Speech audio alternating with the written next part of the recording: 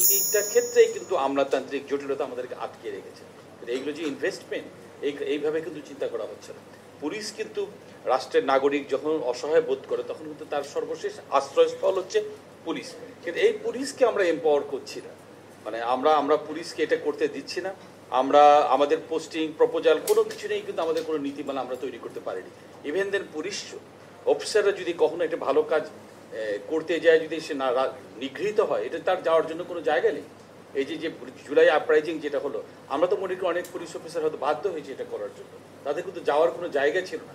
এরকম যদি একটা সিটিজেন্স একটা স্ট্রাকচার থাকতো যে পুলিশ অফিসারদেরকে প্রোটেক্ট করার জন্য, তারা হয়তো বলে দিত কে আইজিপি হবে, কিভাবে হবে, তার কতদিন টেনিউর হবে, এই জিনিসগুলোকে প্রোটেক্ট করতে হবে একটা পুলিশ অফিসার ভালো কাজ করার জন্য।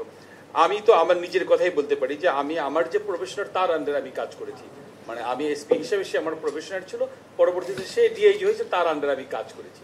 আমার ইন্সপেক্টর যেটা এখানে বসে আছেন, আমি যেটুকু রিকল করতে পারি, আমার এসিআর অসাধারণ বাক্য দিয়ে 98 কি 99-এর মতো এরকম এসিআর নাম্বার দিয়েছেন। আমার এসিআর তো প্রত্যেকটা অসম্ভব ভালো নাম্বার, তাহলে কেন প্রত্যেকটা এসএসবি বোর্ডে আমাকে বঞ্চিত করা হলো? Should I go for this, মানে রিট অফ দিস? আমরা কোথায় যাবো?